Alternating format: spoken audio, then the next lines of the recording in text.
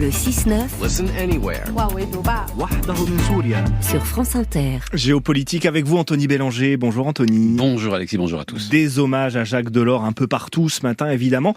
Y compris, et là c'est un peu plus étonnant, dans la presse britannique. Oui, un peu comme une forme de rattrapage dans les rapports de l'ancien président de la Commission des communautés européennes. C'était son titre avant l'entrée en vigueur du traité de Maastricht. Et Fleet Street ont été exécrables. Souvenons-nous de cette une du tabloïd The Sun en 1990. On y voit une main à deux doigts levés, un portrait de Jacques Delors à sa base et ce titre Up Yours, Delors, ce qui signifie Delors va te faire.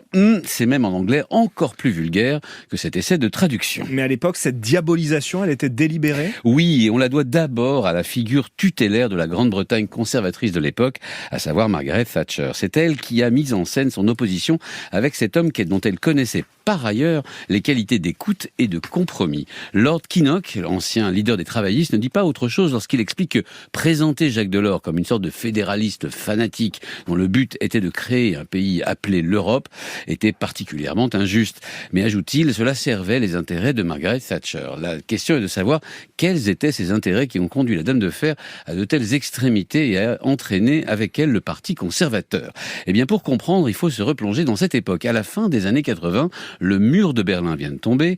La grande question est donc la réunification de l'Allemagne. Margaret Thatcher déteste l'idée. Elle aime tant l'Allemagne qu'elle est ravie qu'il y en ait deux. Mais à Paris, Mitterrand non plus n'y est pas très favorable. Sauf qu'avec le chancelier allemand Helmut Kohl et Jacques Delors, ils vont trouver un accord absolument historique. La France donne son accord pour la réunification et l'Allemagne accepte d'abandonner le Deutschmark au profit de l'euro. Le gang des trois vient de griller la politesse à Margaret Thatcher qui se trouve marginalisée. Alors vous imaginez bien qu'elle a détesté cela. Elle va donc tout faire, non pas pour faire échouer la réunification allemande, mais pour faire capoter l'Union européenne et politique de l'Europe. Cela va donner lieu à quelques-unes des passes d'armes les plus célèbres de l'histoire de la Grande-Bretagne, comme le fameux triple no de Margaret Thatcher en 1990, toujours en réponse à des propositions de Jacques Delors.